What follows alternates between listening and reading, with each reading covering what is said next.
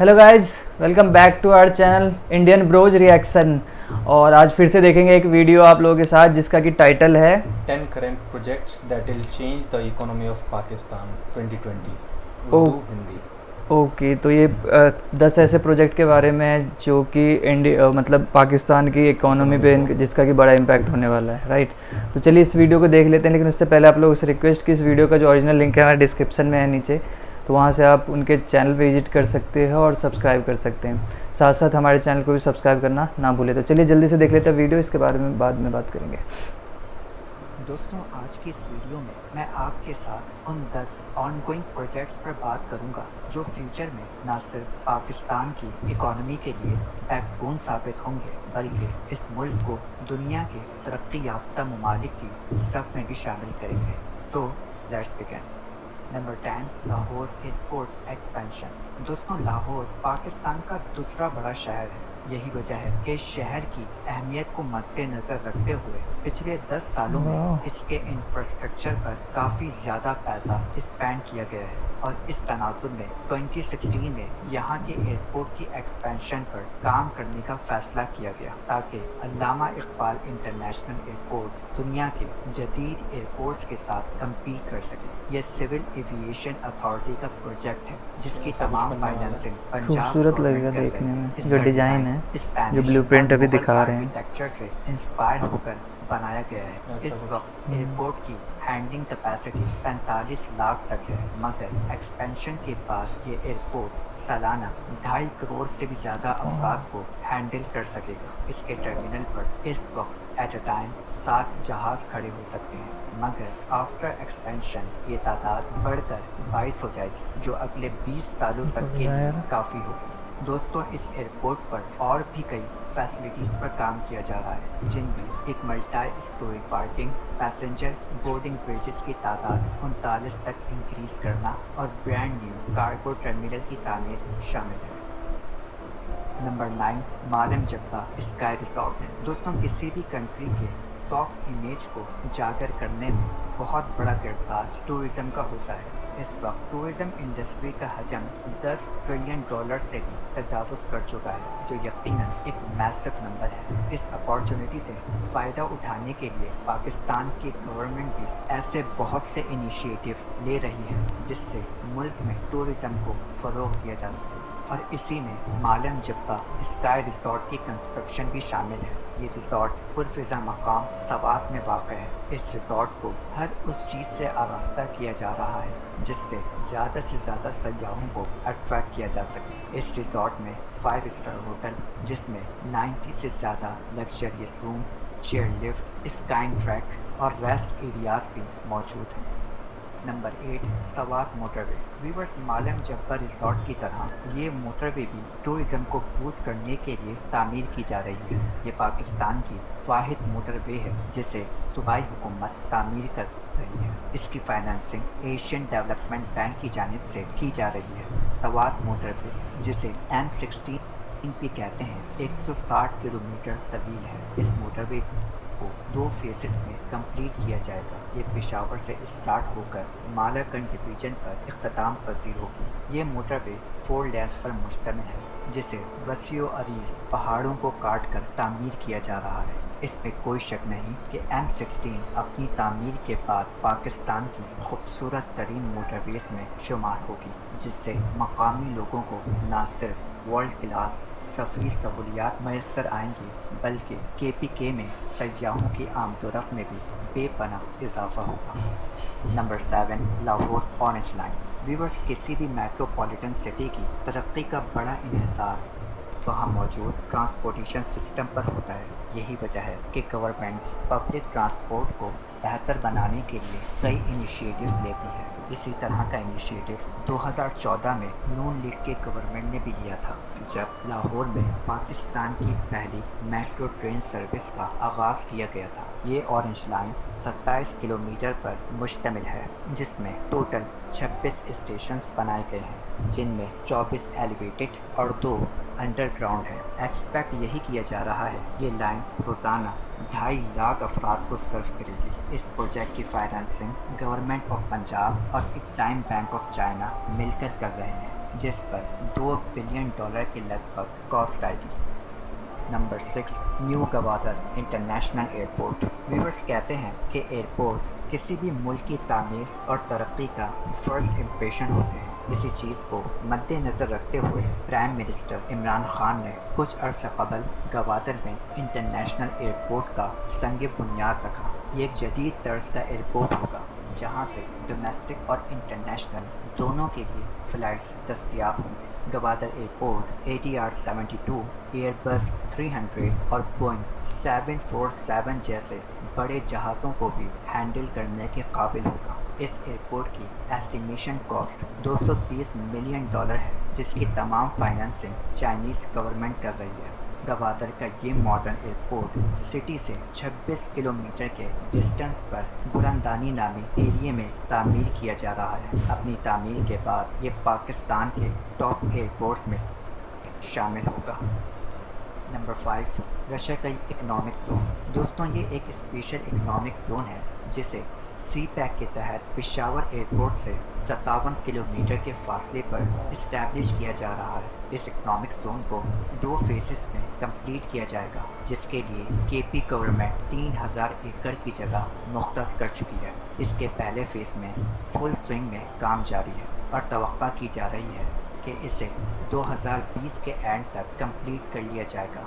Russia का economic zone में food, textile, packaging और नाइटिंग की इंडस्ट्री शामिल है। इस प्रोजेक्ट से हज़ारों अफराद को डायरेक्ट और इनडायरेक्ट रोज़गार के मौक़े मैसर आएंगे। Number 4, Faisalabad industrial zone. दोस्तों, इसे अल्लामा इकबाल इंडस्ट्रियल जोन भी कहा जाता है। ये भी रशिया कई की तरह एक स्पेशल इकनॉमिक जोन है जिसे सी पैक के तहत पाकिस्तान के तीसरे सबसे बड़े सिटी फैसलाबाद में कायम किया जा रहा है। इस इकनॉमिक जोन का इफ्तिताह हाल ही में वज़ीर आज़म इमरान खान ने रखा था। ये प्रोजेक्ट 3000 एकड़ के रकबे पर मुहित है। यहाँ मैं आपको ये बात क्लियर कर दूँ कि ये इकनॉमिक जोन सी पैक के तहत बनने वाले तमाम 9 इकनॉमिक जोन्स में सबसे बड़ा है। यहाँ textile, steel, pharmaceutical, food processing, plastic और केमिकल वगैरह की इंडस्ट्रीज कायम की जाएंगी। एक अंदाजे के मुताबिक ये इंडस्ट्रियल जोन हर साल 70,000 से ज़्यादा डायरेक्ट और इनडायरेक्ट जॉब्स जनरेट करेगा। Great. Number 3, ML1 project. Viewers, दुनिया भर में रेलवेज़ को बहुत ज़्यादा इम्पोर्टेंस दी जाती है क्योंकि इसका सफ़र ना सिर्फ आरामदेह बल्कि इकनॉमिकल भी होता है, जिसे आम से आम फर्द भी अफोर्ड कर सकता है। सबसे बढ़कर ये कि रेलवेज़ पूरे मुल्क की कनेक्टिविटी में बेइंतहा इजाफा करती है। As compare two vehicles and aeroplane, companies raw material और फिनिश गुड्स को इंपोर्ट और एक्सपोर्ट करने के लिए फ्राइट ट्रेन को ही यूज़ करती है, जिससे उनकी कॉस्ट काफ़ी कम हो जाती है। इसी इम्पोर्टेंस को देखते हुए पाकिस्तान ने चाइना के साथ मिलकर ML1 प्रोजेक्ट पर काम शुरू करने का फ़ैसला किया है। ये प्रोजेक्ट 1687 किलोमीटर तवील है, जिसका आगाज़ कराची और इख्तिताम पेशावर पर होगा। यहाँ 184 स्टेशन की तामीर, एक्सपेंशन और अपग्रेडेशन की जाएगी। इस प्रोजेक्ट पर $9 बिलियन की लागत आएगी, जिसे 6 साल के अरसे में कंप्लीट किया जाएगा। ML1 की तकमील के बाद पाकिस्तानी ट्रेन्स की एवरेज स्पीड 160 किलोमीटर बराबर हो जाएगी। Number 2, Mohammad dam. व्यूअर्स, ये भी एक ऐसा प्रोजेक्ट है जो अपनी तकमील के बाद पाकिस्तान की इकॉनमी को बूस्ट करने में काफ़ी मददगार साबित होगा। इस डैम को दरियाए सवात पर तामीर किया जा रहा है, जो पेशावर से शुमाल की तरफ 37 किलोमीटर के फासले पर वाक़ है। अपनी तकमील के बाद Mohammad dam 740 megawatt electricity produce करेगा। इसके साथ साथ 15,100 एकड़ की ज़मीन को इस डैम के ज़रिए से सैराब भी किया जाएगा। इस प्रोजेक्ट पर $2.2 बिलियन तक रकम खर्च की जाएगी, जबकि ये डैम 2024 तक मुकम्मल होगा। Number 1, Gwadar port. व्यूअर्स, सी पैक के थ्रू जितनी भी इन्वेस्टमेंट की जा रही है उसका अल्टीमेट गोल है गवादर पोर्ट की तामीर। ये न्यूयॉर्क और सिंगापुर के बाद दुनिया की तीसरी सबसे गहरी बंदरगाह है। 2015 में $1.62 बिलियन की लागत से इस पोर्ट पर काम का आगाज़ किया गया था। गवादर पोर्ट को 3 फेजेस में 2045 तक कंप्लीट किया जाएगा। दूसरा फेज़ 2029 तक मुकम्मल होगा, जिसके बाद ये बंदरगाह सालाना 200 मिलियन टन तक कार्गो हैंडल कर सकेगी, जबकि यहाँ मौजूद बर्थ की तादाद इंक्रीज़ होकर 75 हो जाएगी, जो कि इस वक्त सिर्फ 3 है। दुनिया की one of the busiest sea port Singapore सालाना 37 मिलियन टन तक कार्गो कैपेसिटी को हैंडल करता है। इस बात से आप बखूबी अंदाज़ा लगा सकते हैं कि फ्यूचर में गवादर पोर्ट की क्या अहमियत होगी। दोस्तों, ये थी आज की वीडियो, जिसमें मैंने आपके साथ उन 10 ऑनगोइंग प्रोजेक्ट्स पर बात की जो पाकिस्तान की इकॉनमी के लिए बैकबोन की हैसियत रखते हैं। आई होप कि ये वीडियो आपको पसंद आई होगी। इसी तरह की इंटरेस्टिंग वीडियोस के लिए चैनल को सब्सक्राइब करके बेल आइकन को भी प्रेस कर लीजिए इनके चैनल को भी इंशाअल्लाह सब्सक्राइब। अगली वीडियो में आपसे फिर मुलाकात होगी। तब तक के लिए अल्लाह हाफ़िज़। अगर बात करें आज के वीडियो की, जिसमें कि 10 ऐसे प्रोजेक्ट्स हमने देखे हैं जिसका कि पाकिस्तान की इकोनॉमी पे बहुत बड़ा इम्पैक्ट होगा और डायरेक्टली बहुत सारे लोगों को रोज़गार मिलेंगे, ठीक है, डायरेक्टली इनडायरेक्टली। हाँ, दोनों साथ में इन्वेस्टमेंट आएगी, बाहर फॉरेन इन्वेस्टमेंट आएगी, क्योंकि जब तक आएगी। और जो ग्वादार की बात करी है, मुझे सबसे जो ज़्यादा अच्छी चीज़ लगी, मतलब एक तो ग्वादार पहले पाकिस्तान का पार्ट नहीं था, पाकिस्तान ने उसको लिया है ना। ये I am not sure about this, लेकिन ग्वादर पोर्ट के बारे में पहले मैंने सुना, एक बार हमने साथ रिएक्ट भी किया था एक चैनल भी किया है।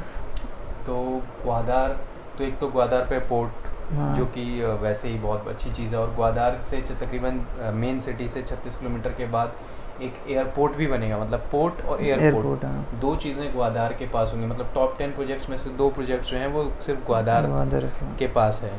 तो ग्वादार का एक बहुत अहम रोल हो जाता है पाकिस्तान की इकोनॉमी। वैसे भी पोर्ट्स का जो रोल होता है वो वैसे भी बहुत ज़्यादा इम्पोर्टेंट होता है, क्योंकि आप ट्रेड जो करते हैं, इंटरनेशनल ट्रेड। टॉप 10 प्रोजेक्ट्स में आई थिंक 2 एयरपोर्ट की बात हुई है, 2 या 3 एयरपोर्ट। राइट, एक लाहौर का एयरपोर्ट का एक्सपेंशन होगा, एक लाहौर एयरपोर्ट का एक्सपेंशन होगा, एक ग्वादार एयरपोर्ट हो गया, और एक और बोला था आकाशाई, ऐसी कुछ सी इकोनॉमिक कॉरिडोर ऐसी टाइप का कुछ था, ठीक है।